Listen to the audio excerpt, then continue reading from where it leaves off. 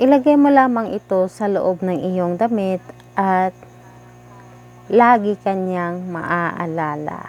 Hello mga guys, kumusta kayo? Panibagong araw, panibagong video na naman tayo. And sa araw na ito ay isa na namang video ang aking ituturo sa inyo na simpleng gabay o simpleng pamamaraan na makakatulong sa atin. At bago ang lahat, gusto ko lang mag-disclaimer sa mga taong hindi naniniwala at hindi gusto ang mga kagaya nitong video. Please skip this video and maghanap kayo ng videos na gustong gusto nyo. Dahil ang video na ito ay para lamang ito sa mga taong naniniwala and gusto mag-try.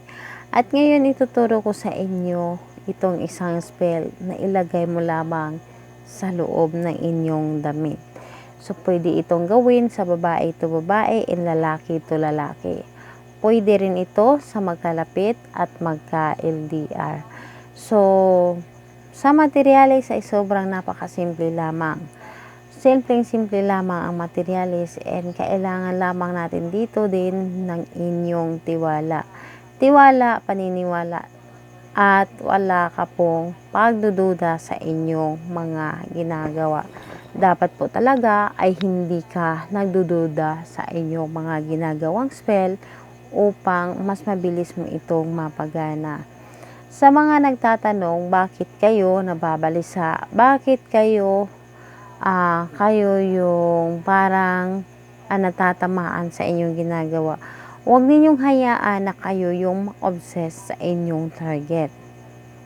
So, kung sasabihin mo sa akin, sis, paano yan? Hindi ko naman siya iniisip. Pero bakit lagi ko siyang namimiss? Ako yung atat na gustong tawagan siya. Ako yung atat na gustong makausap siya. Ako yung atat na gustong makachat siya. Alam niyo bakit? Dahil din sa sobrang excited. Sobrang excited ninyo na tumalab ang inyong ginawa. Iniisip ninyo ang mabilisang talab. At siguro baguhan pa lamang kayo. Ganun po talaga kapag baguhan kayo. Ganun po talaga kung sobrang excited na gumagawa ng ritual. Ganun po talaga kung hinihintay mo ang talab. So kung gusto mo or ang inyong nararamdaman kasi is normal po yan. Wala po yung problema. Dahil baguhan pa lamang kayo. Pero mawawala din yan katagalan. Huwag nyo lang laging isipin dahil mawawala po talaga yan. So, dito sa aking ituturo sa inyo ngayon is kailangan lamang natin dito ng isang maliit na papel, panulat at iyong damit. So, damit, kahit anong klaseng damit, basta sa iyo po na damit. Pwedeng panty, pwedeng brief, pwedeng blouse, pwedeng t-shirt, kung ano man yun, basta iyong damit. Ang importante po damit, pero mas maganda na gamitin mo ang iyong panty, gamitin ninyo ang inyong brief, mas maganda yon. And kung magtatanong ka kung pwede ba na nalalaban na or hindi pa nalalaban, pwedeng nalabahan, pwede ring hindi nalabhan.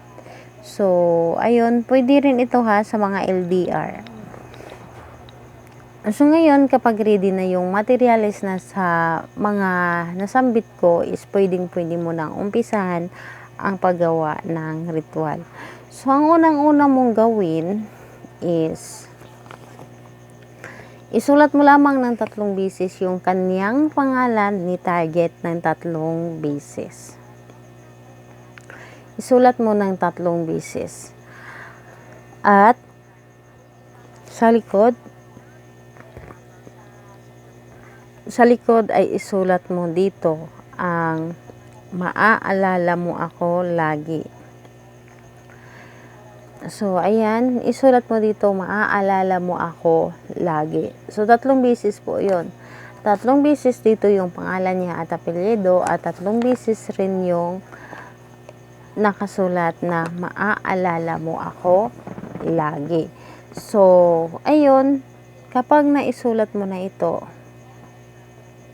tupiin mo lamang ito ng 3 pieces na papunta sa inyo. So, tupiin mo lang ng 3 pieces at kunin mo yung laraw na yung damit mo.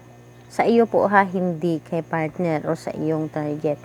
Kunin mo yung damit mo, kung ano man yung damit mo na pwede mong ilagay ito. Ilagay mo ito at ibalot mo lamang ito. At saka mo, kapag naibalot mo na ito doon sa iyong damit, nakadepende sa inyo kung paano siya balutin or di kaya tupiin, tapos ilagay nyo lang doon sa loob. Sambitin mo ng 5 beses. Sambitan mo ng 5 beses yung magic word. So, isa pangalan naman ay 1 beses lamang. 1 beses mo lamang sambitin ang kanyang pangalan at sabihin mo. So, ganito ang inyong gagawin. Pangalan, apelyido, tapos isunod mo ang maaalala mo ako lagi, maaalala mo ako lagi, maaalala mo ako lagi, maaalala mo ako lagi, maaalala mo ako lagi. So, 5 beses po sasambitin mo yung ating magic words.